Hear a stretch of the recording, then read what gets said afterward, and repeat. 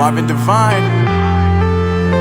I'm saying bye to all the lies and all the times you cried, saying that I wasn't right, yet I was right by your side. You manipulator, playing games, your friends commentators, and I don't know what you say about our private conversations, but it's got them hating. Thanks to all the rumors you be claiming. It's cool, I'm done with you, so they can throw you a celebration. You gon' hate it when you see me with somebody living better. I'm trying to tell you that me just doing me gon' have you jealous.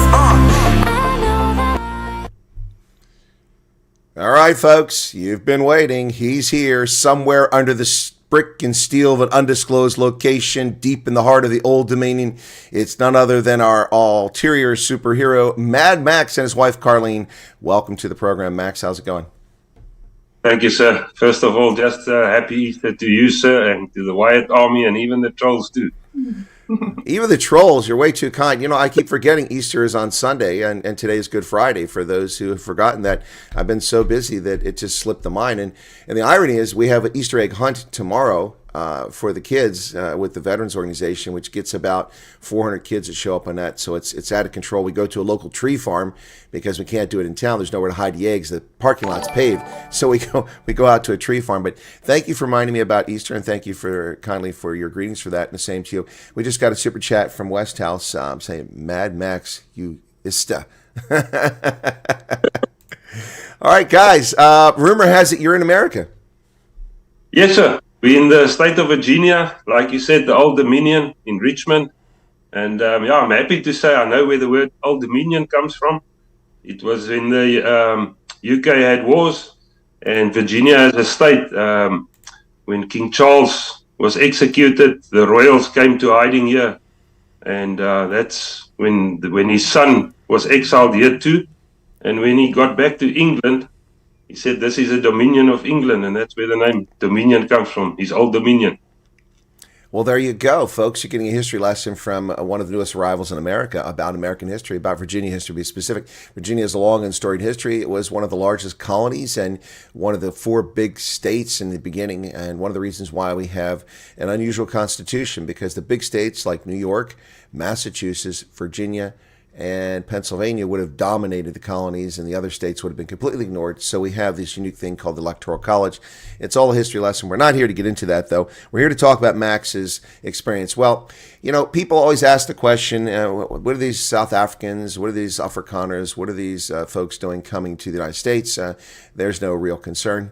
But my recollection, Max, is since you joined the channel, every night that you were in South Africa, you were on the program shortly before you went out to do night patrols. You spent your entire evening patrolling so that your farm would not be attacked and threatened.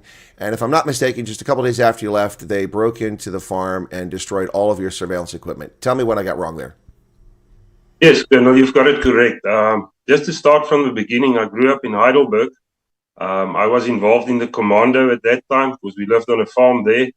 I witnessed farm murders firsthand. I was on SABC News when a well-known guy that was murdered, Mr. Jock de Gouveia.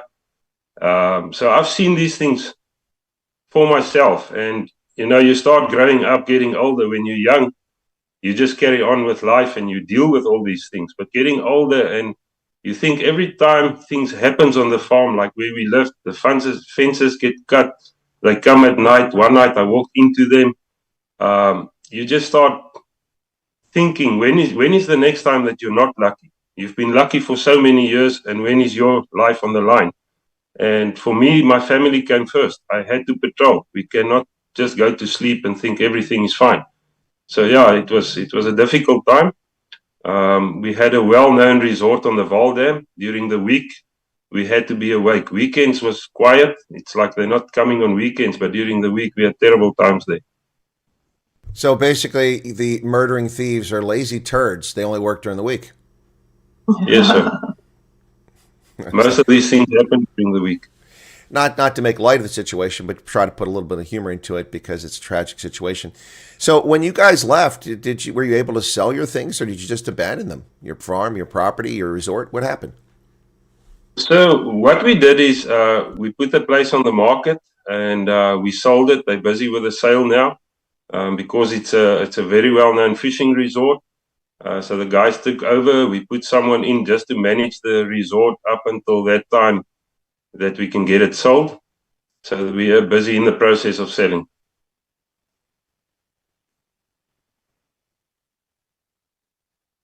Sorry, I had to step away there for just a second. I heard what you were saying, though. I had my speaker on. So, yeah, that's unfortunate. So you are in the process of liquidating it now. Do you have hopes that you'll be able to get rid of it, or you have concerns that there won't be any buyer? Yes, so we did get a buyer. It's a friend of mine. He will be buying the farm, and they're currently busy with the lawyers doing the sale. Now, Max, about 20 years ago, when I was in the intelligence community, I reported on the prospects of the ANC government disbanding the commando system. And they did so under a spurious claim, claiming that it was an archaic, outmoded, racist organization. My point to this was that no, the commando system predates apartheid by hundreds of years.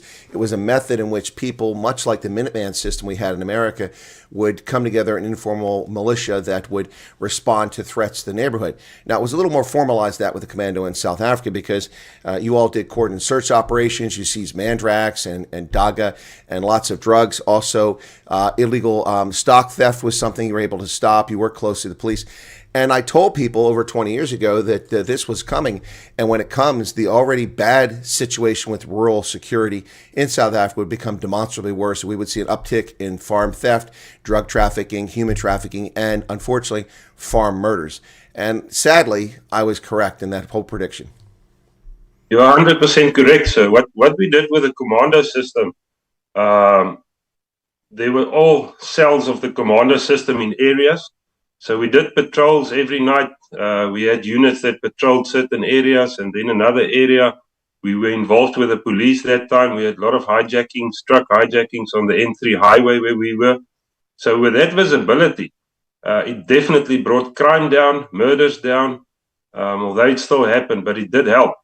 And when they disbanded it, things really turned south. Most of the farmers started what they called the Burgbeer. So they had two-way radios. We had call signals. So at night, used to call everybody, do radio tests, see everyone's okay. And we were left on our own to do it. We didn't have any help from government.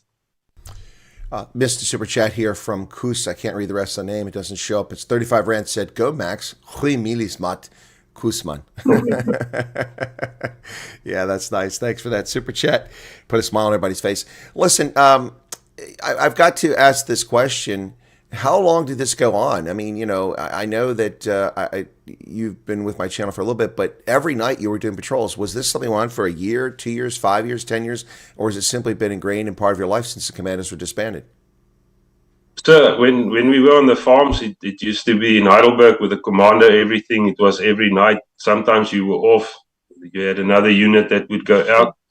But since COVID, when I bought the farm at the Valdam, we thought everything's okay. And within 3 months, we were hit there. They robbed me of everything during one night. They came back the next night. The police only came 4 days later.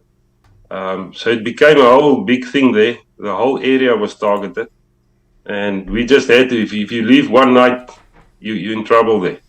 So when we arrived here, it was within a week, because I'm not there. And yeah, they already stole some stuff there. Broke in and wait a second. I've got to ask this question. I'm confused. I mean, I saw this unfold in Zimbabwe, and I was told that all the commercial farmers stole that land from black people. You know, even though 38% of the commercial farmers in Zimbabwe began commercial farming after 1980 under majority black rule, and every farm sold in Zimbabwe was sold with the consent of the government because it had first right of refusal.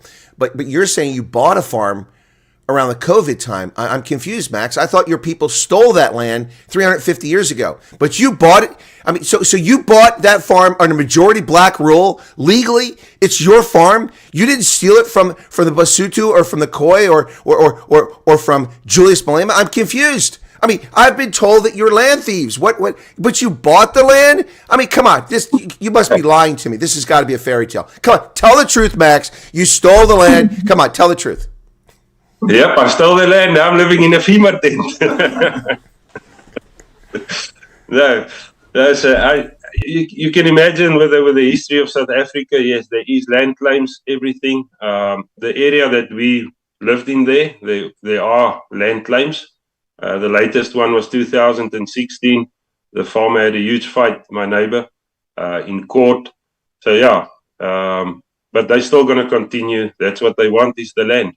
And I mean, it's unfair. A lot of the people were born after apartheid. They're still buying land. It's a normal system throughout the whole world, but they keep wanting to change things. So, Max, on the farm, what sort of farm was it? Was it a ranch, or did you raise maize? What were you doing there besides the tourism aspect? So the farm there, it's a 13 hectare. It's not a big farm. We bought it specifically with the idea not to farm, to make it a resort, as it's at the second biggest dam in South Africa, the Vaal Dam. And there's a huge fishermen, they all come there. So we decided to open it a resort. We rezoned it from agricultural to resort, and we started doing that. Previously in Heidelberg, where I farmed, I did vegetables intensively, and yeah.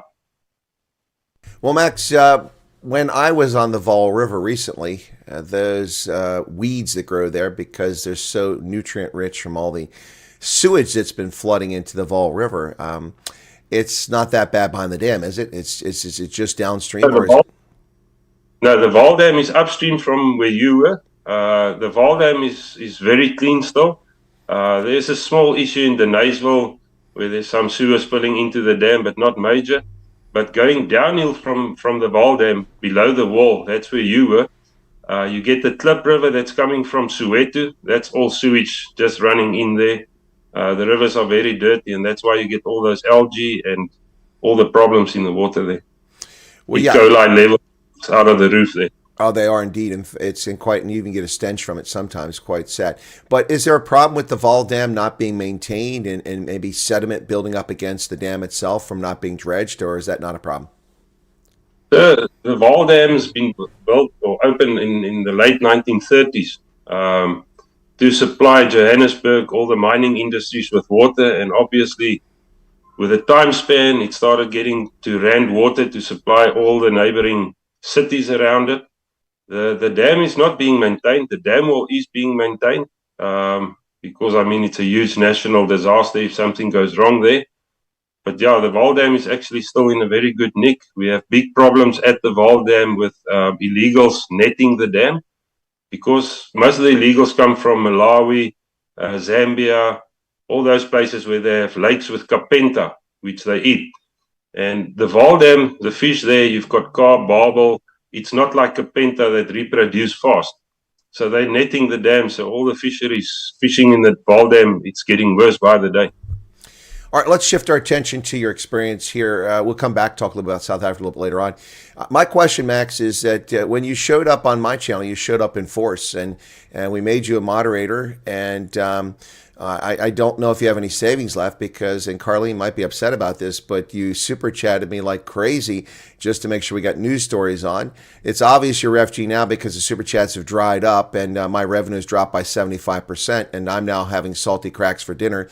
So, but seriously, when did you first find my channel? Because I don't recall when it was. Was it tied to the FG thing, or did you know about my channel before that? So I wasn't big on YouTube. I love news. I like to delve into news. And when President Trump made the announcement, I saw Sakusa had something out on the news, and I replied to that email of the South African Commerce Chamber. And then I started delving deeper, and I saw something Colonel Wyatt, and I clicked on it. And that's where I found your channel. And from there, very skeptical about this gray-bearded man going, damn, listen. And yeah, then I started listening to your news channel, and that's what caught me. It's because I love news and the way you dissect it and give the truth about it. Well, I do appreciate that. Big Fish Eastern Cape said there's no carp in the States. I have to correct you, my friend. We have the disgusting, filthy bottom feeder carp, and people eat it. I would never eat carp. If I get carp, I throw them right back in the water. That's not a fish I would ever eat. That's what. Anyway, but we do have carp. So okay, so you found us during the RefG time, and we made you a moderator eventually. And every night, we'd see you go out and do these things. That had to be tough on your family. You and Carlene, I presume you've got children. In fact, I know you've got children. Did I not meet them? Yes, now we've got two daughters that are with us in the States, and then we have a daughter and a son that stayed behind in South Africa. So, Do they have plans on coming over, or is that their intent now for staying?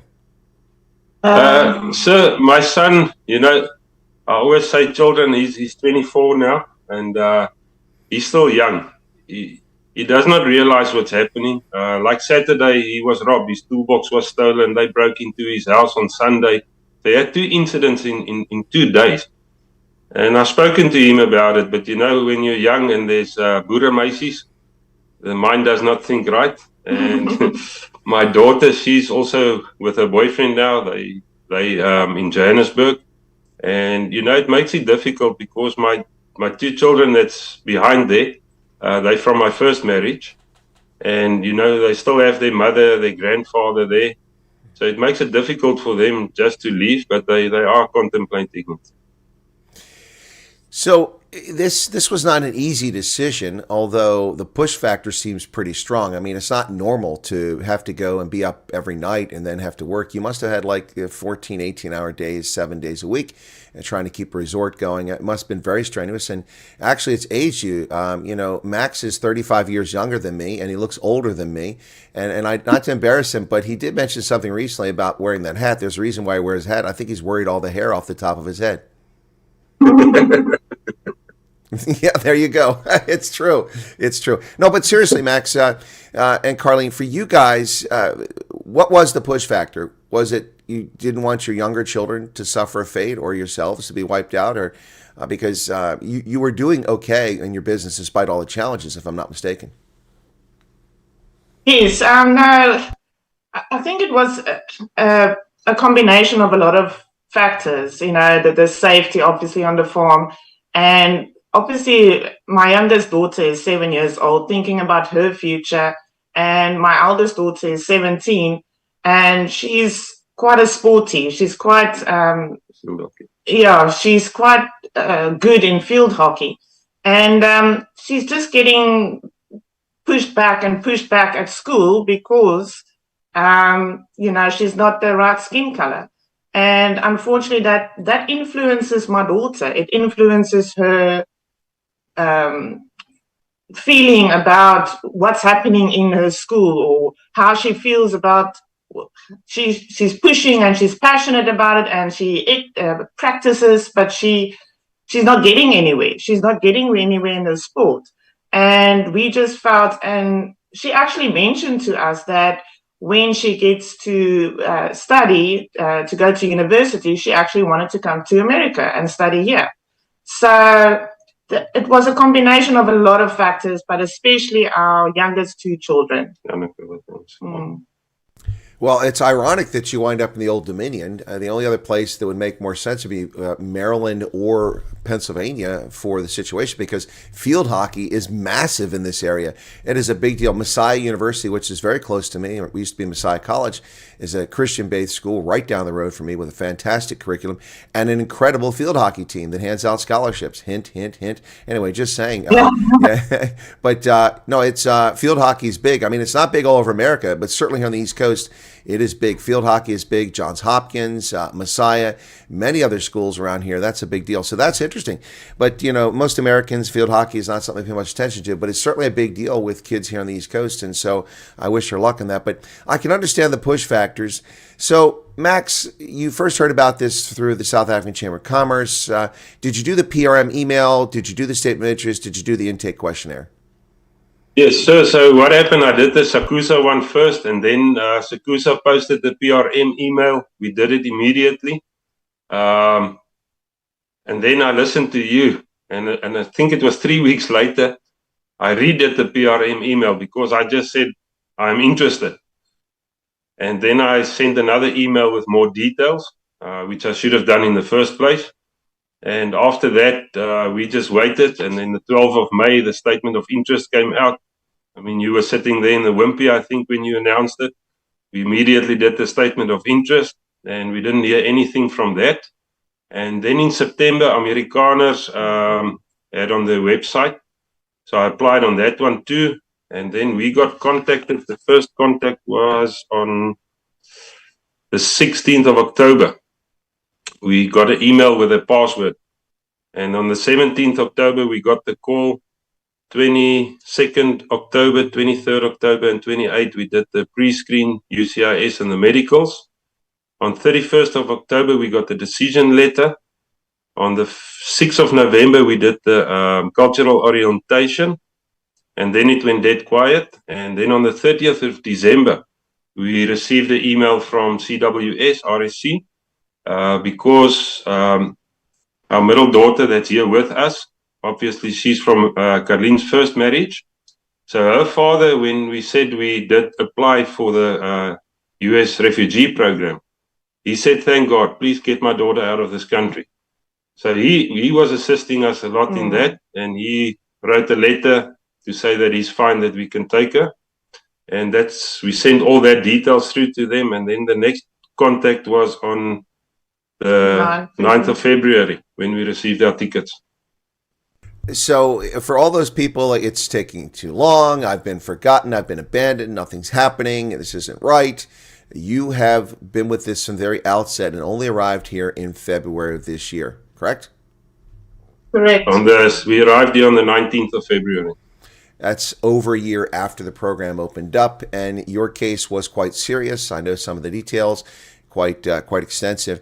You know, it's interesting that people want to keep moaning about something that takes traditional refugees years to get. I appreciate and understand, but as soon as I say this, I'm going to get this pushback about, well, you're not in our shoes, you don't understand. Well, yeah, that's true, but it really doesn't matter. You can moan and complain and whine all you want. It's not going to change the process. Now, I'm not talking about the people who had tickets and seem to have been abandoned. I made a video about that. That'll be coming out, or if it already came out. But what I'm talking about is that people have to understand that you put in your intake questionnaire, and then you need to move on with your life and continue your life as if you're not going to be approved. Otherwise, you're simply setting yourself up for failure. The number of people who got an email saying you need to be prepared to leave in 2 to 4 weeks, who sold their homes and their cars, and they've made themselves destitute, it's difficult to have empathy for people who can't follow directions. Obviously, you guys follow directions. You stuck, or the kids keep coming. They can pop in there. They don't have to hide. Hey, guys, how's it going? Hey, let me get us all on screen just a second. Don't run off. Don't run off. Don't run off. Hang on. Let me get us all on the screen so everybody can see everybody at once. There we go. All right, young ladies, how's it going? How you like America? It's very good. I love it. We just went Easter. What about? Oh, you went Easter egg hunting? Yes. Yes. How many did you find? We only we got four, but then they were empty. Wait a second. So somebody stole all the sweets out of the eggs? Yes. Well, that's all right. Well, two things. All right. I suspect your dad is a pretty good hunter. Maybe next time you get dad to go along with you, because I mean, I'm sorry, but 4 eggs is a very small number. You should do better than that. And all the sweets are gone. What's that? I'm a small hunter, big hunter, Mommy huge hunter. hunter, and sister hunter. All right, Wow. there you go. All right, so are you now? Are you 7? Is that correct? Did I get that right? Yes, My goodness, I'm 6. 7. Have you? I'm going to school On Wednesday. on Wednesday. Oh, you're just starting this Wednesday. Yeah. Are you excited? Okay. Elementary school. Very excited. I'm very excited. Excited. This is very exciting. And Very and may we know your name? Yeah. DNA. Like DNA. So my eldest daughter, her name is DNA, but it's very difficult for the Americans to say DNA. So we said, okay, it's fine, just say DNA. So it's like DNA, just say DNA, it's fine. DNA doesn't sound like a very hard name to pronounce. Maybe looking at it might be confusing, but hearing it, it's easy. All right. And the youngster, what's her name? You know? Janica. Yannicka. Her name, yes, Like jellyfish. My name begins with jellyfish. with a J, yes. Okay, but like jellyfish. Okay, I wouldn't have made that link. But okay, gotcha, Yannicka. Young ladies, it's nice to meet both of you. What about Diane? Diane, you're the field hockey athlete, are you not? Yes. All right. I don't know if you were listening to the conversation, but you guys wound up in a part of the country where field hockey is massive. At university, at high school. In fact, there's a school just down the road from my house, Messiah University. It's a Christian-based university, and they have a big field hockey team, and they're very successful, and they do scholarships. So I'm not sure what your plans are, but I imagine at 17 you haven't done matric yet, have you? No, not All right. yet. So you're going to enroll in high school here then? Yes. All right. Okay. At 17, I'm not sure if they'll put you in your junior, senior year, but whatever the case is, if they put you back a year, don't sweat that, okay? That will just give you an extra year of physical development, and you can dominate in field hockey. And if you want to get a scholarship, that might make you more competitive. Also, it gives you a chance to get acclimated to American customs and all our strange things. So for you, Diane, what have you noticed? Anything strange that's different about America? Maybe the way people talk or the way they do things in the time. I know you've been here a long time, but you've had to have seen something that's strange. Yes, definitely the accent is very hard to understand. Sometimes when they speak very fast, it's hard to comprehend that into. Well, I understand, but part of the problem, of course, is we don't speak very fast. We speak very fast. So yes, I understand that. But it's funny you say the accent, but that you're in Virginia, so there's a bit of a southern drawl there in some of the places. So a little bit different. You just come a couple hours north of Pennsylvania, and that's all gone. People talk normal. Anyway. All right, so let me ask. Start with the girls, and I'll go to the parents. Okay, so Diane, what has been the most exciting thing or the best thing for you so far of the experience since you've arrived in America? Well, I'm excited to go to school and integrate into the school system and learn the American ways and connection to lots of friends. yes, and make new friends. Yannicka, what about for you? What has been the most exciting thing for you? I see you're excited to go to school this Wednesday too, but short of going to school, is something else exciting? I'm excited to go to school and School bus. and ride the school bus. I yeah. never ride on it before. I never did that one. And I like friends because I had never had that. Okay. She Love a friend. She likes what? I heard onions. I don't think she said onions. Friends, yeah. Oh, friends. Okay. Well, we were talking about accents a moment ago, but she sounds like an American when she talks. All right, so we're going to do a test here. I'm a little confused here. We don't want people to think that you're just a bunch of Americans pretending to be South Africans. All right, so Yannicka, can you prove that you're South African? Say something to me in Afrikaans. Jy het vandag gaan paaseiers kry. Paaseiers. Ja, van Praat Afrika. Wat Afrikaans noem vir 'n vraghond. How was your dad? Yeah. That's English. See, they're not South Africans. It's all fake news. Now, tell me about honey for Easter eggs in Afrikaans. Jy Paaseiers. paaseiers gaan haal. Oh. Praat dit Ons het Afrikaans? die goue eier gesoek. Ons het die goue eier gesoek. Maar hy was Litani. Yeah. Okay, there we go. Well, we've proven they're actually not Americans, at least not yet. They're South Africans. Okay. Well, girls, it's a pleasure to have you join us in the conversation. Thank you for joining us. You're both lovely. I wish you both a great experience at school. Remember, not everybody at school is nice. Yeah, so hopefully you have a good experience, and I hope you enjoy that. And better luck next time on the Easter egg hunt. Maybe take Dad along. It's going to be a great Easter hunt. Bye, Chris. Thank you. Bye-bye. Bye, girls. All right. Well, that was a nice interlude. Yeah. So Big Fish says, my English is delicious. South Africans love to say that. I don't know why. Carlene, lovely young ladies. Thank you for sharing, having them come on the camera with us. I think people really appreciate it. I know I enjoyed it. So I don't think that people realize that Max and I, we've actually met in person. He rocked up at the Vanderbilt Park and brought the family there. That was the first time. That was a hectic night, wasn't it, Max? I mean, you know, I didn't expect that many people to show up. I mean, I know we had the big win down at Strand in the Western Cape, but when I got to Vanderbilt Park, Ronell always sets it up for me. We've had 10 or 15 people, maybe 20 show up one time, but we had easily maybe 200 people at that event. I'm not exaggerating. And we went outside because there's so many gathering on the porch out there.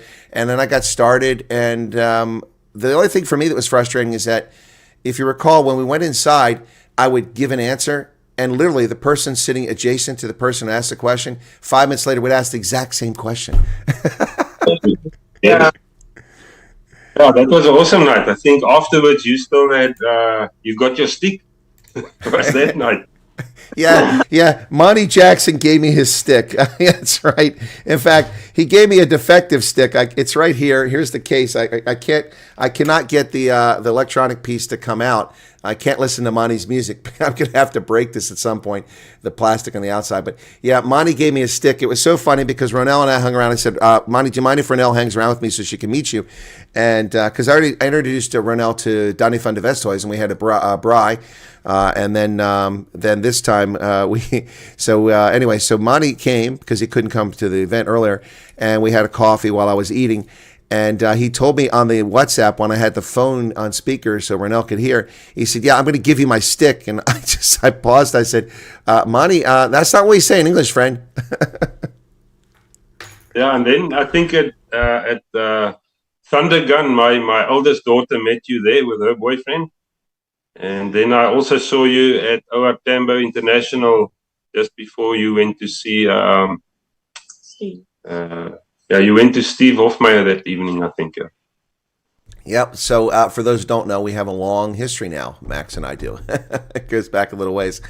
So for you guys, let me ask and I'm going to guess safety is probably one of the biggest things, but let me start with Carlene. For you, you've been in the States. I'm sure there's hiccups, and we'll talk a little bit about those in a few moments. But you've been in the States for a little bit now, and you're adjusting. What has been the best part about this experience for you thus far? I would say it's just everything works. And it feels like the old 1980s South Africa, especially here in Virginia, with the weather and the postal service and the bus transportation. Everything works. And that was the most amazing thing. I mean, the other night, when we were still in the hotel, in our temporary housing, Janneke left her tablet in the lobby downstairs. And we didn't realize that. And then later that night, when she actually remembered, oh no, my tablet is gone, we went downstairs and someone just gave it into reception. I mean, that's something that will not happen in South Africa. It will be gone. That was the biggest surprise for me, is that stuff are left alone. I know it won't always be like that. I know that, and I understand that. But it was just amazing that her tablet was given into reception by another customer or another client. Yeah, that will surprise people. I mean, there are people who actually find people's wallets with, hundreds of dollars in them and take them either to the police or to the city administration or, a business or outside business. It does happen. It's fascinating to me that even today, despite our society changing a bit as well, that people still have that good Samaritan in them, that good, pay it forward and return something because it doesn't belong to you. That I find fascinating. So Max, for you, I'm going to guess safety is probably the primary thing, the biggest benefit, because you had to deal with these threats on a nightly basis. Maybe I'm wrong. Maybe it's something else. What's been the best benefit for you so far? When we arrived here, my shoulders were still stiff, everything, because you stress all the time on the farm. You never know when what's happening. And with the incidents we had there, the youngest one, Janneke, she never wanted to sleep in her own room. And when we got to the hotel, she slept in her own bed. And you could feel in a week's time how things changes. I started sleeping better, feeling better in the mornings. And then, when you walk in the streets and you see how everything looks and the feel, you start realizing how you're being pulled by the nose in South Africa. It's like you would see Janneke now. In a year's time, you would say, wow, look how she's grown. But as a parent, you see her grow up. And it's the same in South Africa. You live every day there. You don't realize how bad things are getting because you live it. And when you come this side, you realize how the things are deteriorating and how it mentally affects you, your PTSD, and not having a normal life. But you get so used to it that it feels normal. Yeah, and that's the thing I've told people for 25 years about South Africa. It's not normal. And the problem is that South Africans are inured to the violence and the terror. They come to accept it because it's around you each and every day. You see it as a normal course of events. And I always tell this story about how I was at the airport at Charles de Gaulle in Paris after our flight turned back for a mechanical issue, and we had to wait hours for another plane. And I was sitting there with several South Africans, about 8 of them, mostly white, but a couple black South Africans, and a couple Americans going to South Africa for the first time as tourists. And they heard my American accent and asked me if I got it. And I said, yes. And I said, what's it like? And I said, well, you know, it's you got to be careful. Crime is high in South Africa. This is 2000, by the way, 26 years ago. Crime is high in South Africa, and it's violent crime. But, you know, as long as you're smart, you don't flash your cash around, you don't stand out and be ostentatious and be an obvious tourist and just kind of blend in, and you keep your spidey sense about it, you should be okay. And the South Africans say, oh, don't listen to him. He's exaggerating. He's embellishing. And then I'm like, oh, this is where I was stabbed when they carjacked me. This is where I was shot when they came in my house. My sister was gang raped. You know, yada, yada, yada. What? Every single one of the South Africans had a violent incident occur to them. Either carjacking, got shot, got assaulted, or their home invasion. I have lived in 16 countries around the world. I have lived all over Africa. I have lived in the poorest neighborhoods in America. I've lived in middle-class neighborhoods in America, and I've never had my home invaded. Maybe because I have an arsenal. Maybe not. But the point is that it's not normal. It is not normal. And I'm sure that you guys realize it wasn't normal when you're in it. But now that you're out of it, as you seem to indicate, Max, you really see how warped and twisted life has become in South Africa. Yes. Like with the USCIS interview, that interviewer asked me a question. He says, what's the worst thing that happened to you in South Africa? I said, oh, I was shot at. He says, tell me more. I said, no, we were working on a work site. I was in the construction at that time. And they came to steal my Toyota Hilux bakkie. And me and my workers had to lay down, and they raced away and they crashed the bakkie. And we stood up and they fired shots at us.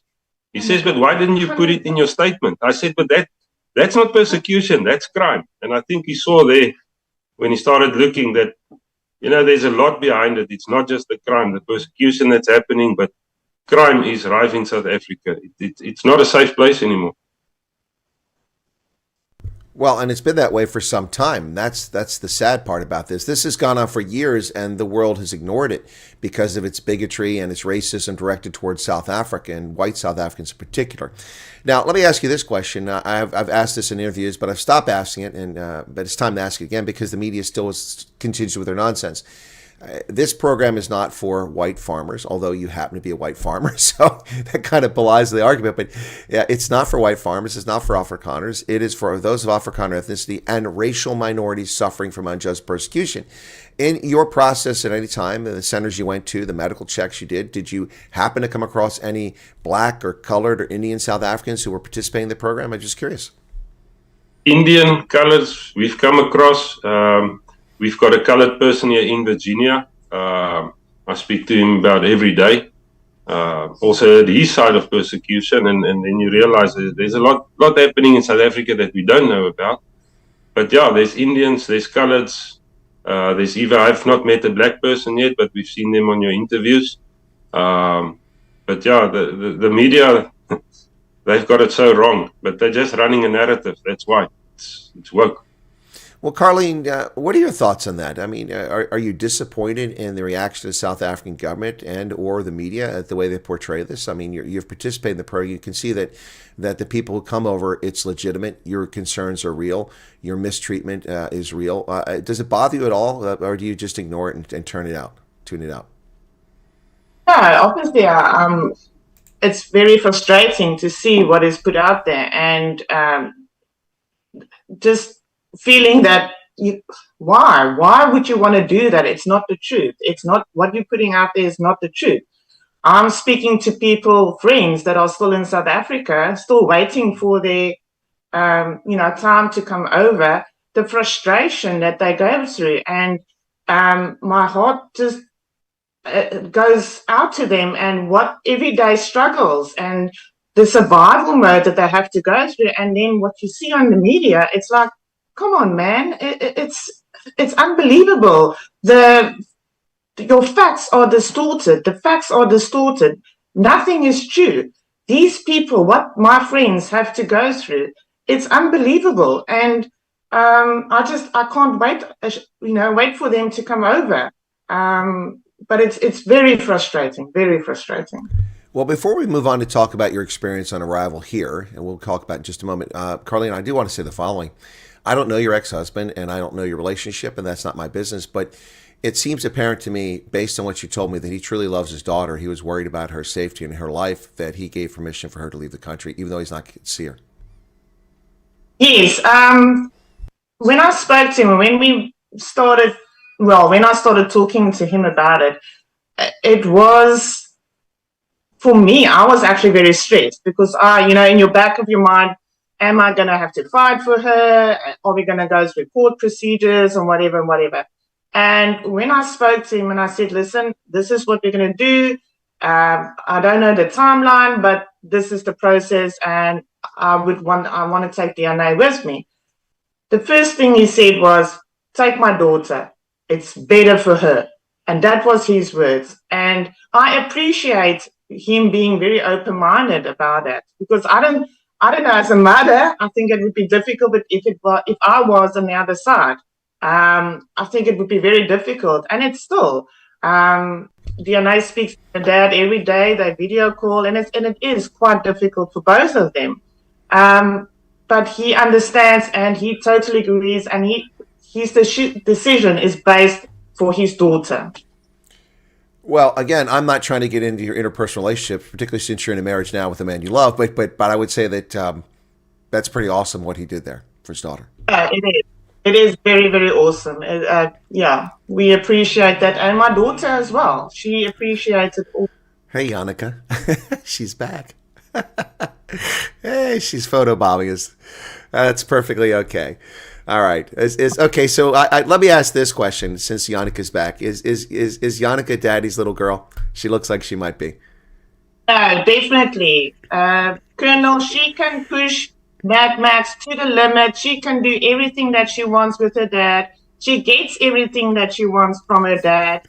So, Yannicka, I hear that you left your tablet unsecure. What happened there? Did you forget about your tablet? Oops. Everything. How'd you know that? Yeah, because your parents tattled on you. Okay. All right. So Max, let's talk about the experience of coming to America, okay? When you guys arrived, did someone from your agency greet you at the airport and take you to either temporary or permanent housing? Yes, sir. We arrived in Dallas Airport. The agency met us there. They took us all on buses. We slept over in a hotel. The next morning, we went back to the airport, flew to Richmond, and we were received by IRC caseworker. She's actually from the housing side. Very, very awesome lady from Cuba. Yeah, very, very awesome lady. Really goes the extra mile with us. We really appreciate her. She took us to the hotel. We got a beautiful hotel. It's a brand new hotel, I think it is, not old. Food enough. We had a roof above our heads, everything we needed. And then that was on the Thursday. The Friday, I think he's one of the directors, came to see us, asked us how were we received, explained to us what is the next steps to follow. So what happened in Virginia, one of the caseworkers were fired prior to us coming. So the new caseworker only started on the Monday. We met him on the Monday, started going through the processes with him. It was awesome. And then we stayed in the hotel now for 42 days. The process has been a little bit slow, but it's like I told you, so that I understand it's bureaucratic. They need to do things. Things happen slowly. It's a new caseworker. And yeah, so we already signed or not signed the lease. We were shown our apartments that we can go into permanently. We were supposed to move in on the 16th of March. Then it got extended to 25th of March. And we only moved in now on Wednesday, the 1st of April. So it was a timely process. You're just now into your housing. You just arrived. Yes, after 42 days. All right, so that's an important point you're making there, because 42 days, if you were going at $100 per day for a hotel, that would eat through $4,200. Did that come out of your refugee grant money, or did they pick up some of the bill, your agency? So apparently, what they do is when you arrive here, that $2,000 per person. We had a meeting actually with IRC. They called all of us in to explain to us what's happening. So they said there's $2,000 per person. So say we're a family of 4, that would be $8,000. But then you get a singleton or smaller family. So they will use some of that money to assist them as well. So they play around with that money. So to make it fair for everyone, which we all accept. Well, okay, but hold on. Let me adjust something here. They can't touch the $2,000. That's yours. The amount of money that's allocated per refugee is $2,450. What they can pull back, the holdback, is the $450. Not every agency does it. So the agency I just interviewed in Las Vegas, they don't hold that money back, but they allocate some of their own budget because they have donors that support them, and that money they use. But they could take that to help the singletons. So I want to be clear, because then it'll sound like that you only get $2,000, they're taking some money. You got $8,000. You better be getting $8,000. If you didn't, then we're going to have to talk to the IRC. But you get $8,000 for the course of things. The other $450 per person they can hold back, and that's where they help. But so you never see that. That is legally something they can do, and it makes sense because you know a single person's really screwed. Their deposit's not going to be any smaller than yours. Their rent's probably going to be close to the same, and one person, that money's gone in a month or so. So, all right, I just want to make sure we're clear on that so people understand. Yeah. So yeah, that's what happened, and with that meeting on that Monday when we arrived, we signed for the matching grant with our new caseworker.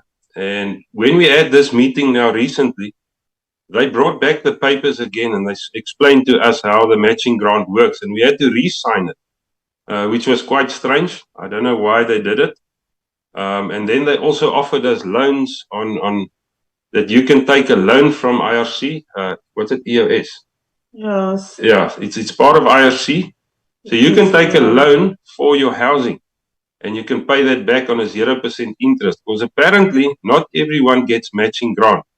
They only get a certain few matching grants packages, if I can call it that way, and they decide who they give it to. The others will fall on the TANF. So I don't know how true that is, but that's what was told to us.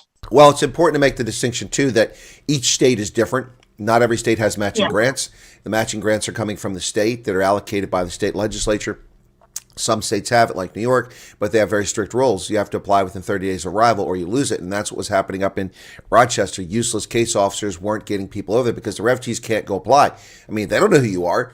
They need somebody that's actually accredited and approved that can verify that you're actually a refugee and not just a grifter. So let me just address a couple of things very quickly. James gave 140 Rand super sticker. Thank you for that, James. Bye-bye, Donkey. And we just had a 35 Rand from Duncan. And Duncan says, Karine Munin, say hello. Munin. Munin. Yeah. Is that a person, I presume? Yes. Okay, the Afrikaners and their given names, it just throws me off. Anyway, so all right, okay, so you were in a hotel 42 days. That's got to be a little stress in and of its own. You've got 2 kids, you got a teenager. Did you have like a residence in like an apartment with a kitchenette, or were they just hotel rooms with a bed and a toilet? It's like a one room open plan kitchen, and then you get your toilet and your bathroom. And then we had the 2 double beds in there. And yeah, that's where we stayed. And I must say it was awesome, except for it's a wooden building. So the people on top, if they start walking 1 o'clock in the morning, you hear that doof, doof, doof all the time. But yeah, otherwise we were very happy, sir. It was an awesome stay. It was a bit frustrating, especially for Janneke. So we tried to go out, and we were lucky enough to have that one day of snow. like that last little day of snow, winter snow that we got, and they were elated and they were outside and making snowmen, and yeah, they just enjoyed that. So for her, it was very frustrating. So we tried to be outside and go on the bus somewhere just to keep her entertained. So for her, the frustration, I imagine, would be number one, she's not in school, which she would normally be, which would be a distraction. She'd be focused on that. Number two, you're in a hotel, confined, not much space, and she wants to get out and about. I'm guessing that's the problem. And number three, what entertainment is there for her other than her tablet and the idiot box, also known as television, which you probably don't want her watching. So that's probably why she was so frustrated, yes? Yes, yes. That's what I suspected. So there was something here. Martin says that looks like things are moving fast. The family went with on the 11th. His approval flag out there in April. Martin, before those people start selling all their things, they need to be cognizant. I doubt that they're flying out the end of April. They probably received an email saying, be prepared to fly in 2 to 4 weeks. That doesn't mean they'll be flying in 2 to 4 weeks. These guys got approved in November, if I remember correctly, or maybe it was, and didn't fly until late February. So keep that in mind. End of October, and we flew February. Yeah, so you were told to be prepared to leave in 2 to 4 weeks, but that's November, December, January, almost 4 months later before you finally got out and you were approved. Yes. Well, we have another super chat here from Joanne, and Joanne says, we miss our beloved friends. Yeah, Our neighbors at the dam. Yeah, that's our friends at the Vol Dam. She said she's going to have a shot of tequila while watching this live. So, heads up, Jan. Enjoy. Well, that's interesting. We're seeing a lot of, I guess, family and friends that know you from South Africa who've tuned in for this stream. So thank you all. And I don't recognize any of the names, so I don't know if you all have been watching. But my question is, where have you been? Welcome to the program. I can subscribe now. Yeah, please subscribe and hit the like button. I looked earlier, we only had 100 some likes, and we've got about 500 viewers right now. So be sure to hit the like button. You know, it's Friends and Family Only Friday, and this time we mean it literally, Friends and Family Only. We've got Jan and his family here, Mad Max.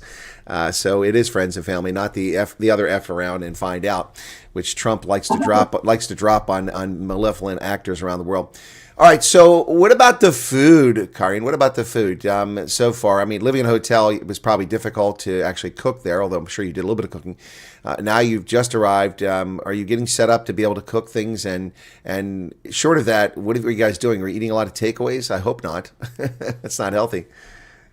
Yeah, I must say the kitchenette was set up to cook because there wasn't an oven, but we eventually bought an air fryer, so that made things a bit easier.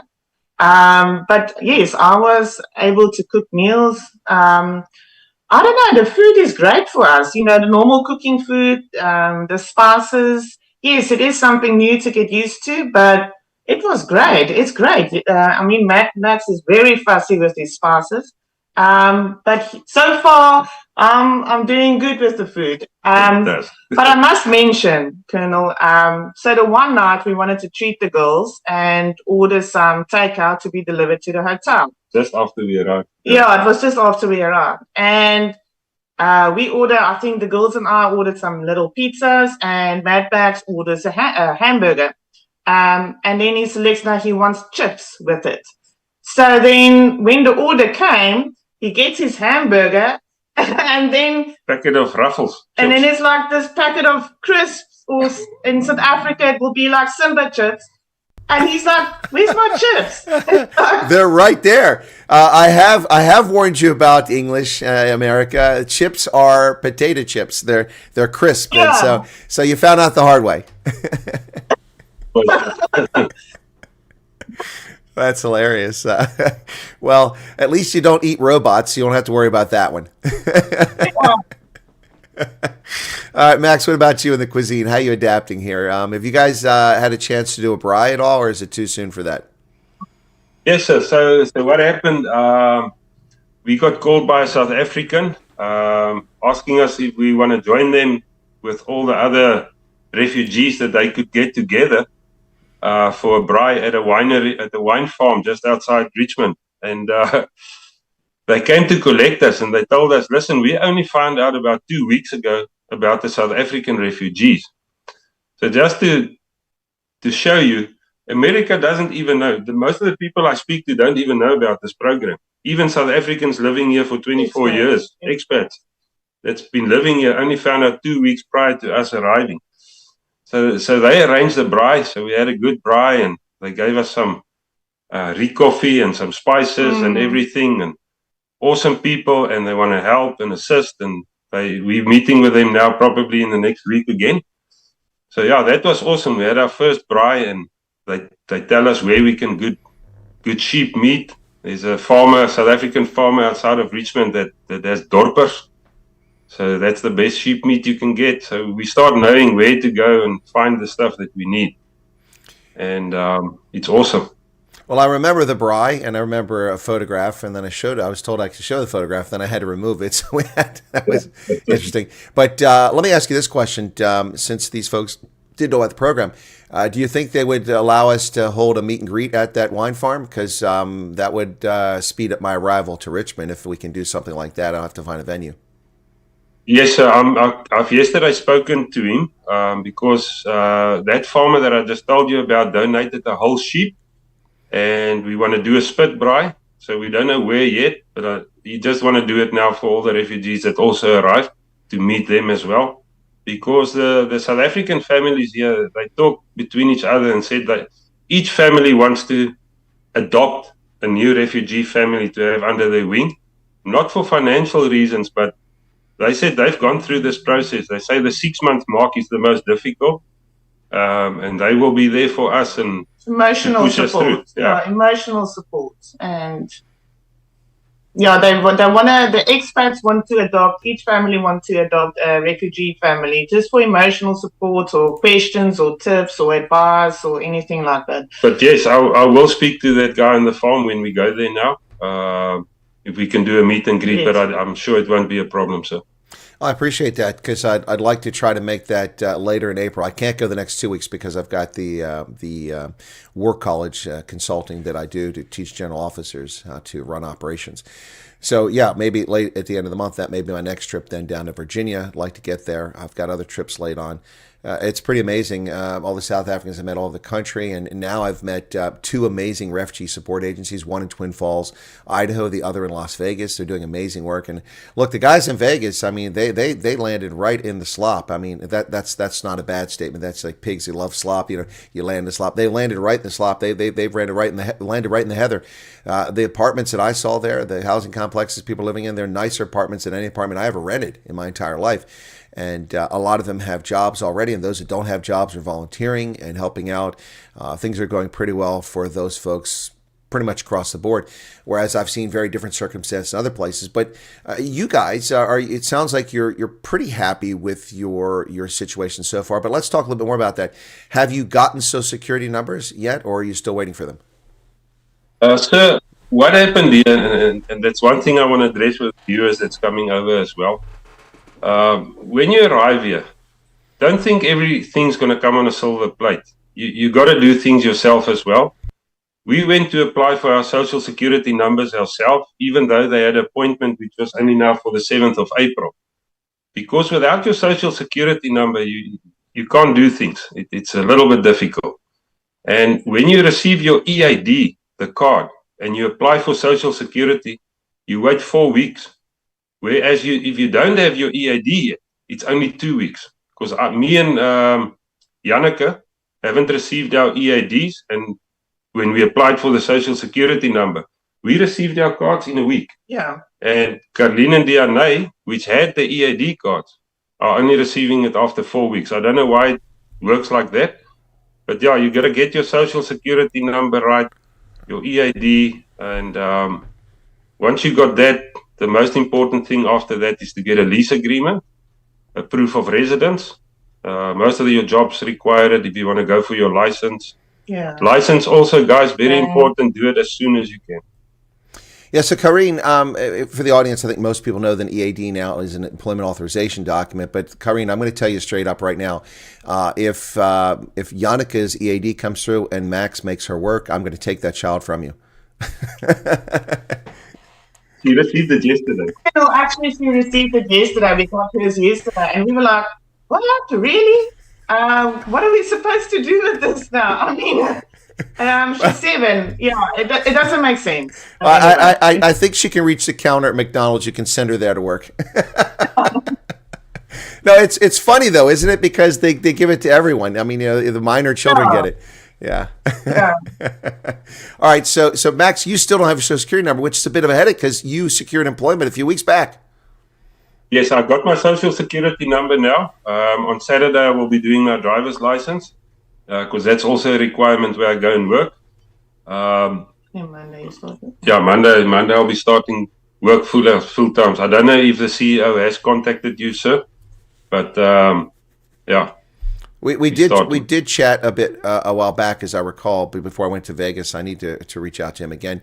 Yeah. Well, I mean, look, I suppose now that Yannicka has her EAD, she can do chores around the house and get an allowance. Yeah. We started doing it with a kid.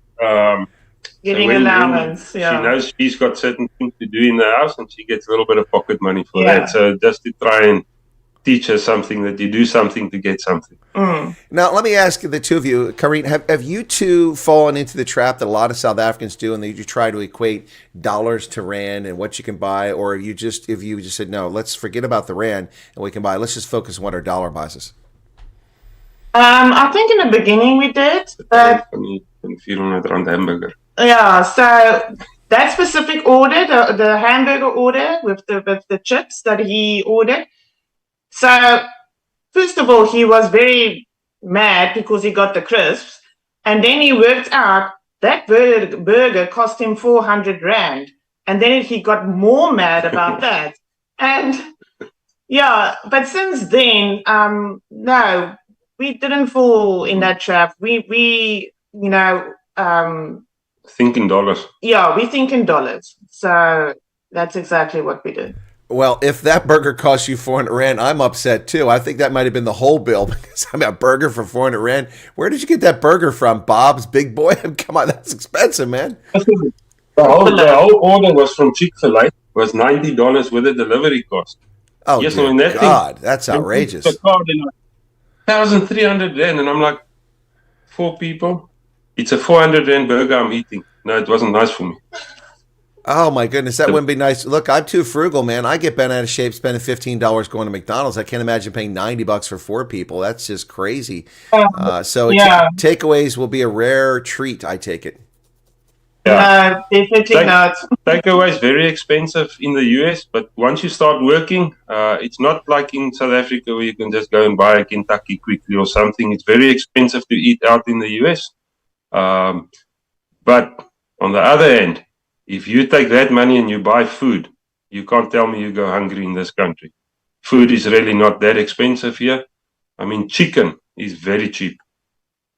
It's ironic you say that, because my food bill is double what it was before Biden became president, and it still seems inexpensive to you based on your experience in South Africa. Imagine how inexpensive it was here in 2020 before the COVID scam. Imagine that things were so much better. I mean, I could buy a Frappuccino back then for $4. Now they're $8 and $9 for the same thing. My poultry's gone up. Turkey has become scarce because the Biden regime murdered 60 million hens that were laying eggs. Eggs went up to $9 a carton for a dozen eggs, and that's just outrageous. So a lot of those prices have come back down, but still it's much higher for Americans than it was 5 years ago. And so you'll hear Americans grouse all the time about how expensive it is at the supermarket, the grocery store, because it is for us from our perspective. But imagine if you come here as a refugee in, say, 2018, you'd be like, wow, man, I could live like a king here. So just something I want to mention quickly. You had an interview with Flock, remember? With Flock. So interesting story. When I started talking in your chat, I saw a name, Zombie. And that name rang a bell with me. So where we stayed before we moved to the dam, also a little dangerous area, and the whole community there had 2-way radios, and you had a call sign. And that's where my name Mad Max comes from. And there was a guy with the name Zombie. So I saw Zombie on your chat, and I sent him a message. I said, are you on Chris Wyatt's chat? And he says, yes, how do you know? I said, Mad Max, Zombie. So we talked, and he said, no, he's also in the program. And he ended up in Richmond, Virginia. And when we got the tickets, we ended up in Richmond, Virginia. So from there, neighbors to here, and now we're both working together. Yes. That's absolutely crazy. It's a small world, isn't it? I mean, it's amazing. You know, it's like I say, when I go to South Africa, I can't misbehave because everywhere I go, people recognize me. You know, I tell people that and they don't believe it. Well, I didn't believe it. You know, I mean, I remember in 2022 when I first did the trip back after the COVID scam in August 2022, August, September. And I told Ronaldo and my audience, I said, well, I'm going to do meet and greets. Hopefully people come to it. I don't know if anyone will, if they're interested. And Ronaldo and my audience like, oh, no, Chris, people are going to come. Everybody knows you in South Africa. Well, everybody doesn't know me in South African at that time, certainly not. But they said people are going to come. And yeah, for the most part, I had 17 meet and greets and people came to all of them. It was pretty cool. But then I didn't really pay attention to people greeting me on the street, walking me, hey, it's a colonel. Hey, let's get a selfie. I didn't really pay much attention to it. It happened, you know, maybe a dozen times that first trip. But then the second trip, it was like 40 times. And then it was like 70 times. The last trip when I was there, it was like 168 times. I quit counting. And that doesn't count all the people that, you know, see you in the distance and go, Yeah. because a lot of people are shy; they won't come up to you, you know. And that really stood out to me when we went this last trip when Rob McGimsey and I went up to Ogabi Falls up there in the Northern Cape. All these people walking around to the falls and all the trails just kept pointing, and I was my hip was bothering me, so I wasn't paying much attention to it. And Rob said, "Hey, everybody knows you." I said, "What are you talking about, Rob?" He said, "Look around. Look at all these people, man." And I'm usually very alert to people around me, but I wasn't that day, and it was the case, and everybody was. So you know, it's strange. It is a small world, and you come across people, you build relationships, or you have interactions with them, and years later they come up everywhere. That's why, guys, I've always had the policy. You know, of course, you know, we raised this way to treat others as we wish to be treated, do unto others as you wish done unto you. It's a sound policy because you never know when that carousel is going to turn and you find yourself with that person that you had a dispute with for no reason 20 years ago and now you have a bad day because of it, or you run into people that you knew years ago and you have a wonderful experience. I'll bet that was pretty cool, discovering Zombie in the chat. Yes, sir. And you know, when we sat at the reception there at the Valdam, I always watched your programs and your lives, and customers would walk in and they say, "Are you listening to Chris Wyatt?" And then obviously the conversation started. In the program. Yeah, I am. I was open about it since the beginning. And they, yes, but don't tell my family. They also here, and we also applied. But a lot of people know you. So we had people there come in and they hear, I'm listening to you. And then they saw us stand there and we watched the whole show together. Well, that's pretty cool. So I want to go back to a question here that's probably pertinent for some folks. I didn't ask if you did national service, but you did serve in the commandos. Was that a stumbling block in your interview? Was that something they delved a lot of time into? What did you do in the commandos? Did you oppress people? Did you commit human rights abuses? I mean, because I think people need to know if that's something that's important. I know it is, but I want to hear it from someone who went through it. So with the USCIS interview, I was also in the national service. I did my 1 year. I was one of the last in the 1 year service. It used to be 2 years, but they delved into everything. They wanted to know if I had weapons training. They wanted to know if I was on the border. I said no, I was only here, and I was in the signal unit. And they wanted to know basically everything. They give the commando, even when I told them I was at the scenes of farm murders, they asked me questions, everything in detail. And they want to know everything, but it's not bad. I think they just need to make sure that they do not bring over, and I understand how the US works. They don't want to bring over terrorists or untoward people. Yeah. So they look at your background properly. He even asked me a question, and he said, "Did you ever work for a mine?" And I said, "No." And he says, "Are you sure? Does this mine ring a bell?" And I said, "Oh yeah, but I didn't work for a mine. You asked me if I worked for a mine. I worked at a mine for a different company, but I didn't work for the mine." But they knew everything, sir. They know everything about you. Well, I think that's an important aspect here. I told people, and we haven't heard that in a while. I'm glad you brought it up. But a lot of people go to these interviews and they're shocked at how much they actually know about you, you know, and people are like, "Are you sure you've never been arrested for a crime?" No. But that was expunged. Well, you were arrested. It may have been expunged, but it was arrested, that sort of thing. So let me ask this question of Carlene. Carlene, was it stressful for you at all going through the interview? Anything there that that made it difficult for you, or are you just kind of going along with the flow as it went? No, the interview itself it is stressful beforehand because you don't know what to expect. But the interview itself, it wasn't. We just told the truth. At one stage, all four of us, with the kids, were in there. Then the kids went out, and then I was alone, and then they asked me questions, and then obviously Mad Max was the last one in, alone. But it wasn't stressful. They were very kind, and I was relaxed actually, and I just answered the questions. Yeah. All right. Well, that's good to hear. I just saw in the chat just a moment ago that who said this? They said, Future Looks Bright says U.S. intelligence service is insane. Can't even hide what toilet paper I use. Well, I can confirm that. We know that you use Snowsoft. Just so you know that. It's too funny. My brother-in-law is also linked to our case. So he was, when he went also, we did everything together. We went same time to pre-screening USCIS. So he was in first with USCIS. And he came out and he had tears in his eyes. And I said, how was it? He says, you can't lie to them. They know everything about you. And I thought, oh, wow. So I was stressed when I had to go in. But once I got in there, I must say they're not there to hammer you. They're not there to break you down. Be honest, speak the truth. They're very accommodating and they listen to what you're saying. And they are apologetic, but they want to know everything. They're awesome people, really.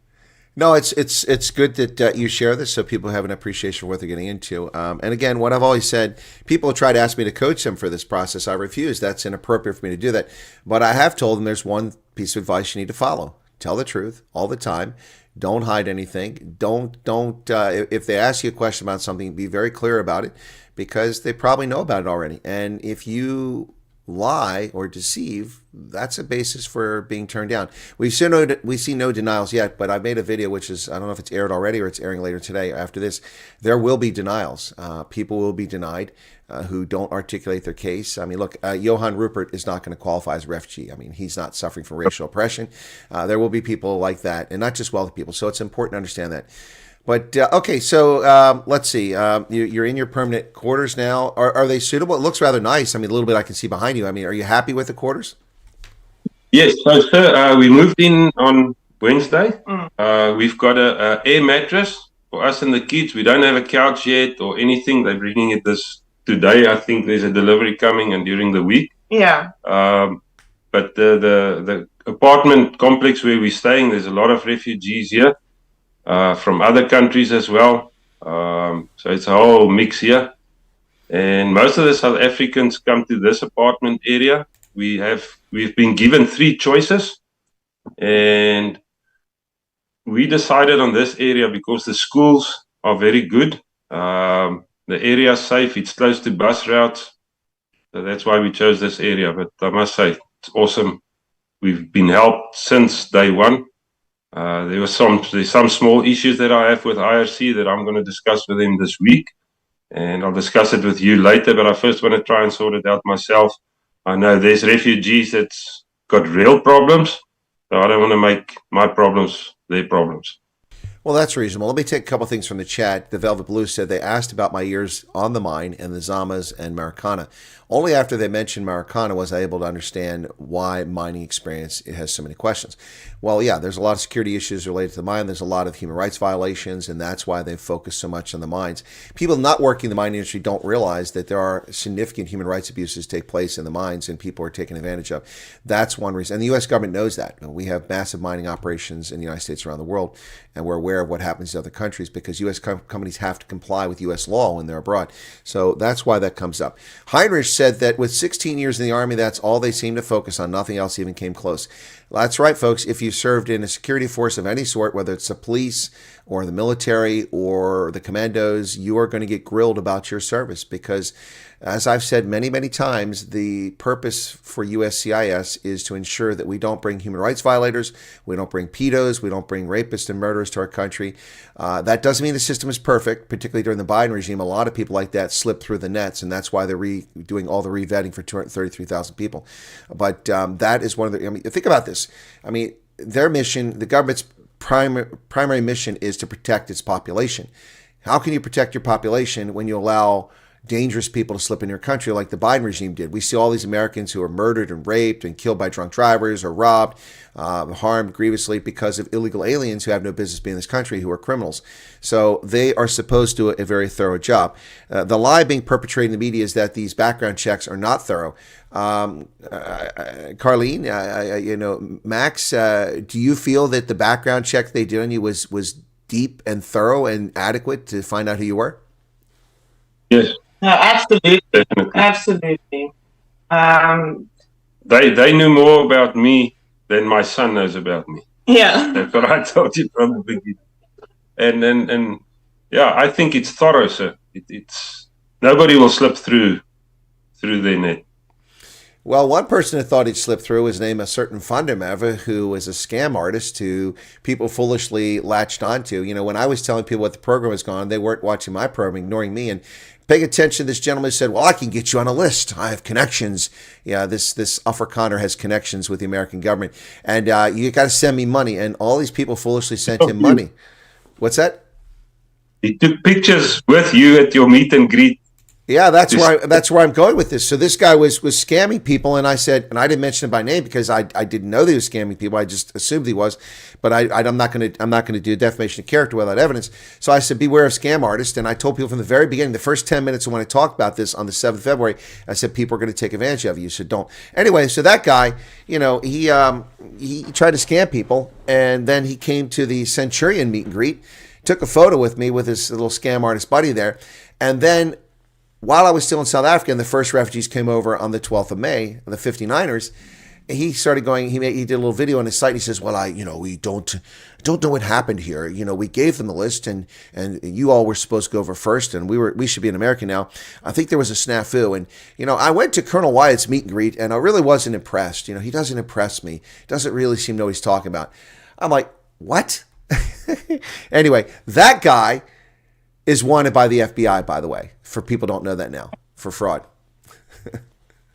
Yeah, so just be careful out there.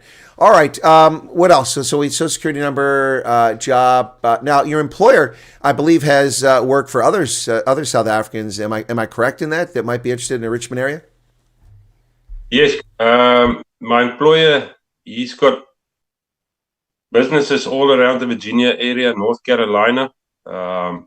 And he's looking to employ South Africans. He's dealt with South Africans before, and he was very happy with their work ethic. What I can see in the United States is if you show up for work and you want to work, you can't tell me you can't get work. A lot of the work ethic we have is wanted by American companies because people here, they'll show up. Friday, they won't show up. I've seen there's a trend. People don't care really about their work. And it's one of the things I also wanted to say, Chris, when I speak to Americans here and I see how they live and the way they talk, I always think if they only know what they have, they just need to go to South Africa and they'll realize to hold on what you're fighting for in this country, that freedom. If they lose it, it will never come right. They are privileged, but they have to fight to keep it that way because the world is changing fast. Well, a few things about that, Max. Number one, the work ethic, by and large, is still pretty good, but we do have a segment of society, in no small measure owing to the laziness of COVID and the scam, that have decided that, they don't need to work or that they work on their terms. That is not normal. That is a recent development in America, and unfortunately, it's a minority, but it is obvious when you see people that behave like that. Most people still have a good work ethic in this country. We have one of the most productive societies on the planet from an efficacy standpoint. That's the first thing. Second thing is that a very strange thing has been happening in America in this century, and that is that Americans have traditionally been big volunteers. They volunteer at their church, they volunteer for the Scouts, they volunteer for Campfire Girls, they volunteer for civic organizations like the Lions, the Kiwanis, veterans organizations. That began to tail off in the teens in this century. For some reason, people become less connected, and it may be just a pace of modern life. I don't know. But after COVID, it's very difficult to get people to volunteer anymore. And that's had a very deleterious impact on society. And I think it's fraying societal relations when people don't volunteer. It's an important aspect to society. So I think that's important to understand. But I do want to throw something in here. We had a super chat came in from Fonz, who's in Denver, Colorado. Sadly for Fonz, he's a Sharks fan. So by the way, Fonz, I will be doing a broadcast of the Sharks Connacht game in the Challenge Cup, since they bombed out in the Champions Cup and went back to the Challenge Cup. But that's coming up at 3 p.m. So for you, that's going to be around 1 o'clock, I think it is. But Fonz says he gave a $10 super chat. Thank you for that, Fonz. Great interview. What is often overlooked is the trauma that USCIS agents experience during interviews. Ours broke down during the interview. I suspect that they hear many, many horrific stories. And that's something I've been telling people all along. And it's not just USCIS, it's also the RSC people that initially contact you, because they get some of the details of what's happening. But I don't think people fully appreciate what these agents go through, whether interviewing Somalis or interviewing Congolese or Uyghurs or Rohingya or South Africans. People have truly the most horrific stories. And unfortunately, I personally have heard many of these stories myself and have met South Africans who've gone through these things. It takes a very stiff constitution and mental stability to be a USCIS agent who can do these interviews. I heard someone earlier say that their agent was rude and lied to them. I wasn't there, so I can't attest to what that agent did. But what I can say is that overwhelmingly, the situation is that these people take on your burden. They didn't experience your burden, but they take on your burden and they live it from an angle that people can't appreciate. So Fonz, thank you for pointing that out. That is a very important thing to note. It is very difficult for these folks to go through this. And then they have to write a report, and they have to go through it all over again. They hear you tell it, then they have to write a report. They also have to evaluate, were you truthful or are you just making this up? And so all of that plays a role. And I think that people ought to have more empathy for USCIS. Now, I have a video coming out criticizing USCIS. So I want to be clear that I'm criticizing them for the opaque behavior about the people whose flights were canceled, haven't left, and for all the people from last year like yourself, you're finally here, that haven't been processed yet. There's something wrong with the program, and they're not acknowledging it. So I've criticized them for that, but not for the work that the agents do interviewing. Did you guys get a sense of what Fonz is talking about, what I'm talking about, from having been interviewed? And also, were you interviewed together, were you interviewed separately, and then interviewed together? How did that work, if you can share that?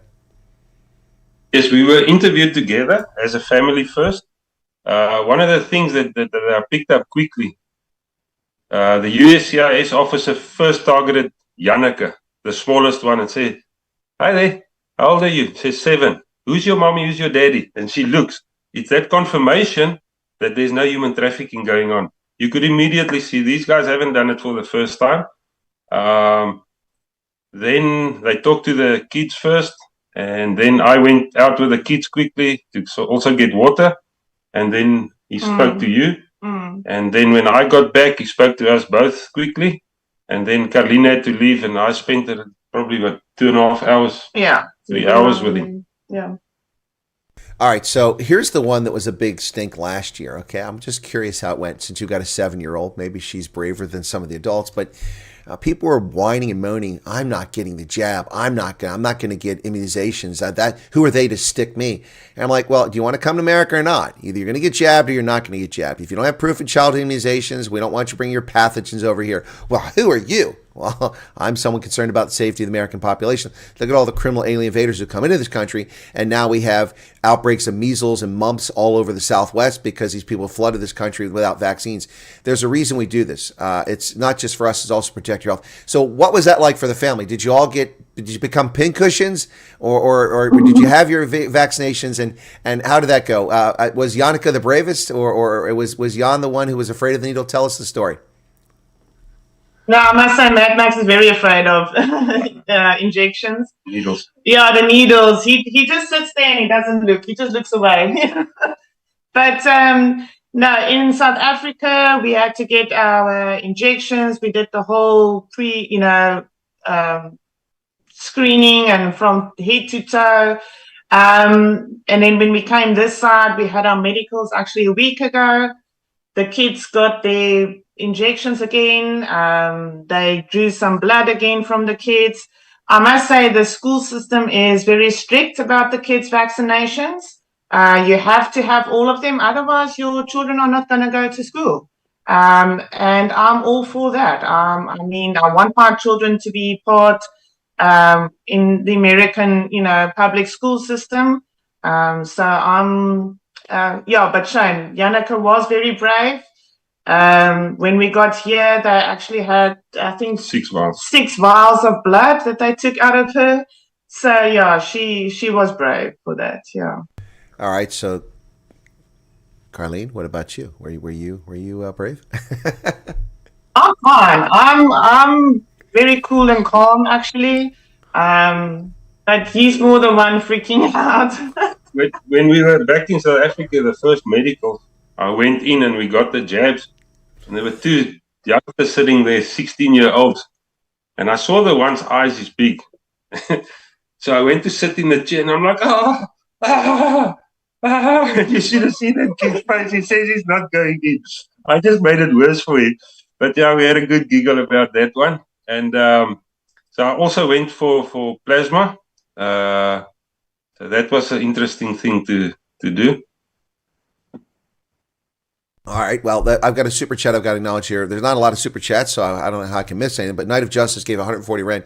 Said, sorry I'm late. Awesome to see Mad Max live and family.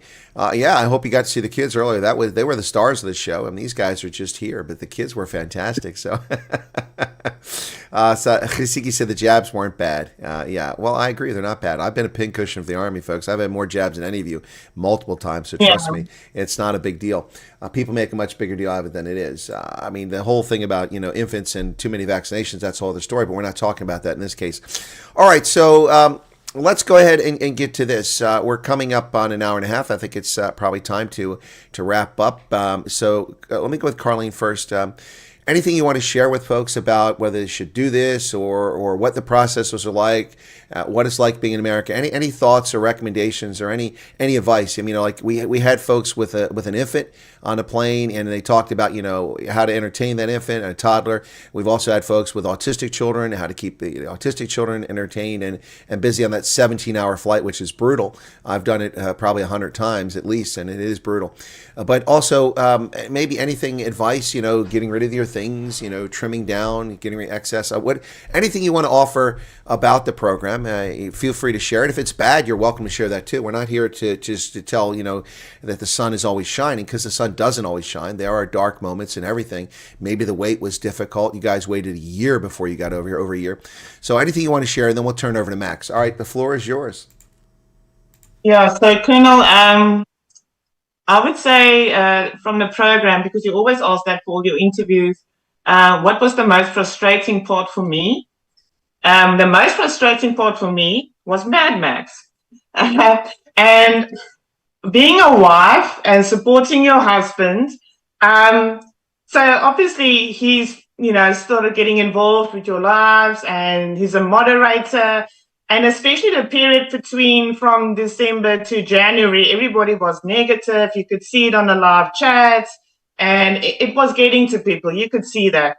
And so obviously, Colonel, yourself and the mods, they try and keep everything positive and light on the live chats. So he's typing there, keep the faith, trust the process, everything will work out.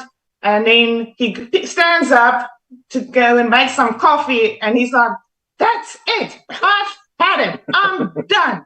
If they don't phone me Friday, that's it. We're out. And then he comes back to the computer. Keep the faith, trust the process, everything will work out. That was the most frustrating part for me, was keeping my husband positive and supporting him, because obviously he's the main, he's the husband, he's the male, he's the provider, he's the safety, he's everything. And it was really working emotionally on him. But for me, I'm more cool and calm, and I knew we were going to get there. I knew we were going to fly. I knew our time will come like everybody else. So I was more on listening to your advice, preparing our journey, getting rid of the stuff, in the house, starting to get rid of all the excess stuff, putting the house on the market, starting to sort out the stuff for the business, because I knew we will eventually fly. Our time will come. But my advice to everyone would be basically, and that's advice that I usually take in my life, is only stress about the stuff you can control. You cannot control when they will phone you. You cannot control anything from the program side. So only stress about the stuff that you can control, like getting rid of your stuff, doing the next step that they request, uploading a document or getting a fingerprint. Just follow the process and stress about what you have control over, and make your decisions based on the facts you have in hand. Like at one stage, it was January, and we had to decide, what are we going to do with the kids, with the school? You know, are we enrolling them? It's stressful because you have to make a decision. And we just basically took it every day and made a decision based on the facts we had in hand. And that's my advice to everyone. Well, that's absolutely brilliant. And of course, that's pretty much the advice I've been offering all along. It's good to see that at least some people are rational. And people always try to stereotype women as being irrational, but it sounds to me like you were the very rational one here, and you knew that it would take time. But it's interesting that you talk about January. Oh, you guys, I missed that. What people didn't see that she leaned over on his shoulder there. We missed that. That was sweet. There you go. All right, yeah. So you talk about getting the kids enrolled in school, but then that's because you're on a different academic year. Your academic year starts in January. That's the middle of the year for us. So you know, it's something that people have to understand. Our school year starts in August and runs until June. And so we get those 3 months off in the summer for kids. Anyway, so that's, I think, fantastic advice, and I thank you for sharing it. All right, what we didn't know is behind the scenes, Max was going absolutely batshit crazy, apparently. That's news to us. But that you really got to respect what he did. He put up a brave face as a moderator. He really did. You never knew that from a moderator standpoint, how frustrated he was. And I have so many viewers that are in the chat right now that are in the same boat. They did the PRM email maybe, or they at least did the statement of interest. Then they did the intake questionnaire, and they're still waiting, like Helena von Troy. She's waiting and waiting to hear. It's got to be frustrating, and I can understand where Max is coming from, but I'm glad you were there to keep him under control. But let me ask, before we get to Max, what about the kids? They knew about the process. Is it something they didn't worry about? They just went about their lives, or did this put stress on the kids as well? Because I don't think I've ever asked anybody that question. What was it like for your kids during this time frame? Now, I must say, for DNA and Janneke, they actually just went on with their lives. They went to school and, did their things with their friends and what. But I think for our two other children, it was stressful for them because when they would come and visit us, we would be watching Chris Wyatt or researching the program or researching a state. And I think it was stressful for them to know that we're going through this program and the time could be next month or your time could be next week and then we're gone. So that was very stressful for them, yes. I can see that, but look, I've got to say the following. I'm really excited. Before we get to Max, thank you for those comments. But before we get to Max, I'm really excited about him getting a job because, with his arrival from South Africa, my super chats have dried up, and I've had to put on hold my brand new SUV. I can't afford it now, so I need him to get back to work so the super chats start up again. No, Chris, I'm going to block his card. I'm sorry. Do you know how much he spent? I don't want to keep you the total. He rubbed it under my nose. He said, from January till now, a year later, he gave me the fingers. But it was only 35 Rand each time. Each 100 times, Chris. No. I'm going to block his card, really. I have my own card. Well, look at that. If people are like, Chris, you're going to make a lot of money when the South Africans get to America. Apparently not. It's not going to happen. So Neff just gave a $2 super chat. Neff's in text said, my hat goes off to Max. Respect, brother. Nice guy. And then Sasiki, 140 Rand says, awesome putting a face behind the calm Mad Max in the live stream. More than once calmed me down. Much respect. Yeah. And so, folks, look. Okay. So I'm not going to harp on this. We're going to get to Max in a second here. But I think you all really need to appreciate and thank the moderators, in particular those who put so much effort into this, like Max and Hendo, but Hendo's been here since the very beginning, and Max is more recent. And they're not the only ones, but they try to keep the chat calm, to keep people who are being jerks out of there. And you could see the stress that they were going through in their lives as they were waiting and waiting. Yet you never suspected that Max was freaking out behind the scenes. But now we know the truth. Max was a loose cannon. He had to be reined in by his lovely wife. And so Tertius just said, it's okay. You still have us, Chris, 35 Rand. Thank you, Tertius. I appreciate that. There's a 35 Rand super chat. Make up for Mad Max cutting off, but for Carlene cutting off his card. All right, Max. Is Lily Funda Plus here? Somebody's mentioning Lily. I didn't see Lily. Welcome to Lily. Max, it's your turn. Thoughts, advice, ideas, patience, fears, concerns, and recommendations. Anything you want to share with us, go ahead. You've got the floor. It's your turn. Long overdue. Mad Max live on Chris Wyatt Africa. Okay, so just a quick one. My brother-in-law is still on the farm in South Africa. The farm will be sold soon, I hope. Because I don't have any parents, brothers or sisters left. Carlene does not have any parents left. So it was also one of our reasons that we came over. Is we've got no family left there except cousins and things like that. But we sat with IRC the other day, and I asked them, I said, listen, we've got a linked case. And they looked it up. And they said, yeah, his name is here, and he's received assurance. So he's still there. So we just gave him that assurance that his name is here and he just has to wait. So he's been waiting. He's been with us all the time through everything. So I just want to say to him here on the live chat, I know he's off on the chats. He must just hang in there. And the same for the other people that's been waiting a long time. Your names are here in the US.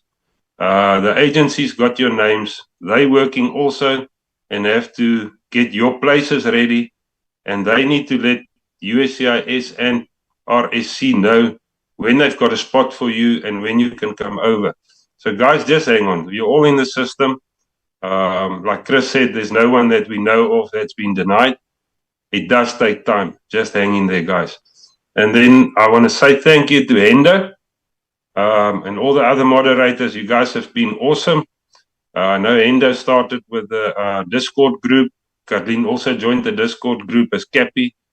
You guys are awesome, the information that you put out there. And I just want to tell everyone that's making use of that information, read everything thoroughly. Look at Chris's videos thoroughly. Don't just hear the first 10 words and jump on the gun and go on a WhatsApp group and say, this, Chris said this and Chris said that. Watch the whole video. It's all there. Chris made so many videos. He spent so much time doing things for us for absolutely zero. Just give back to Chris and do what he says. That is appreciative if you can do that. And then for the guys in the United States, when you get into your temporary housing, your hotel or wherever, give all the information you've learned in the time that you've been at that hotel. Before you move to your permanent location, be like a rugby player. Pass the ball on.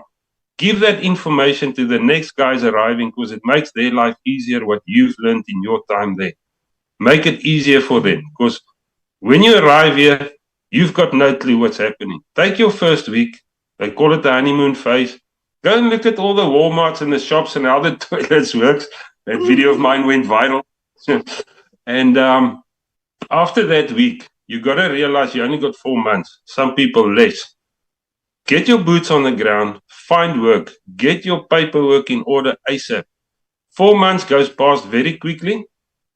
You got to find work because you're paying rent, you sign a lease, and you're going to be responsible. To build your future, start looking for a job the minute you land here. That's all I can say. And thank you to Chris Wyatt. We appreciate everything you do, sir. It does not go unseen. Well, that's fantastic comments. Thank you very much. And yeah, I can confirm that, as Max said, I do work for nothing, especially since Carlene is blocking his credit card.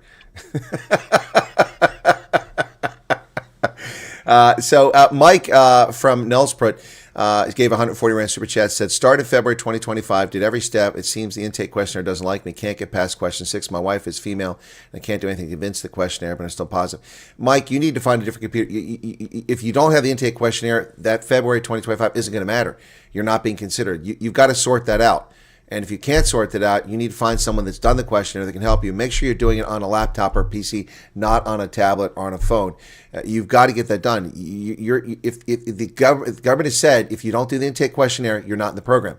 So if you haven't got past question 6, that means you haven't done the questionnaire. Looks like the kids are back. What's going on over there? No. And then Dorothy just gave a 35 Rand super chat too. Thank you for that, Dorothy. I appreciate it very much. All right. And Mike says, great interview. Thanks to all the mods and to Chris. Okay. And my thanks to Spartan God says, I watch all Colonel content. I can confirm that every video has many different information. Yeah, that's true. All right. Well, guys, thanks. It's been a fun interview. It was nice talking to you, but I really enjoyed talking to the kids. They were fantastic. Just want to say that. They were the stars of the show. Yannicka photobombing us there. And there's Diane. She's back. Okay. Welcome back. Anyway, there's Yannicka. Hey, guys. Welcome back. And I noticed that Jan is wearing his Yan shorts. I saw his knees come up there a couple times. Bye-bye, Yannicka. All right, guys. Thank you so much. We're going to do the news now. And here's another one. JB the Blonde gave 40 Rand flying this week. Just be patient. It will happen. All right, JB the Blonde, let us know. Oh, one thing that people can do, Max, and you didn't say this phrase, but you basically said pay it back or pay it forward. They can share with other people, but let's not go to WhatsApp and Facebook groups. Come to an interview here where we can get the facts and not the hyperbole, okay? All right. The last thing, sorry, I forgot. I just want to say to all the guys that's out there and having issues with their agencies and everything, and take it slowly. Overthink this before you contact the colonel or go tell on WhatsApp groups they're not treating you right or this or that. Remind yourself that you're in a country and you're a refugee. We didn't come here for financial reasons or anything. Just remind yourself that. Be humble.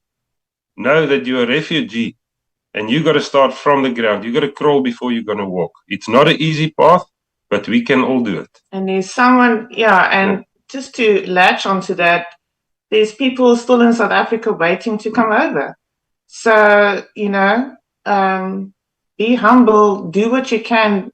US stateside, but don't forget why you are here. And remember, there are those who would like or would rather be in your shoes right now for their own personal reasons. So don't forget that. Yeah. No, that's great advice. Is Diane still there? If she is, can you have her come back in front of the camera? Diane. Diane, listen to me, young lady. This country is based on merit, okay?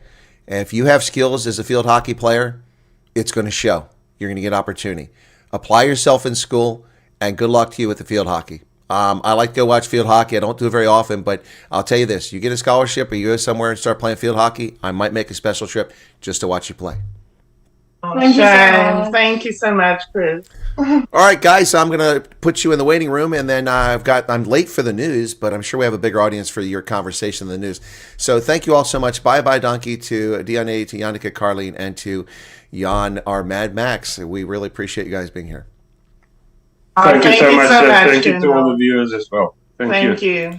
All right, guys, I'm going to put them in the waiting room, and then we're going to wrap up here. Okay, there you go. So that was Mad Max. You got to see him on camera. Finally, we had the long-awaited interview, which took a while to do because my trip to Las Vegas to visit other FGs. Knight of Justice just gave another 35 Rand super chat. Thank you for that. I appreciate that. And thank you all you who gave a super chat during this. Your questions, I did my best to incorporate things that were appropriate or timely. We got 418 likes, 545 people here. Come on, hit the like button. How hard is that to do? Not hard to do. Corey, you're very welcome. Yeah, they are a fantastic family. So I just want to make sure that DNA knows that here, her ability to participate in field hockey isn't based on her skin pigmentation. It's based on her ability.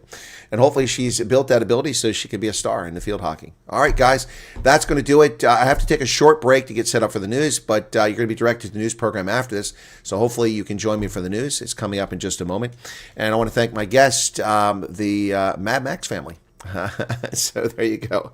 All right, guys. God bless. And to everyone who comes over, best wishes and nothing but success. Thank you all so much.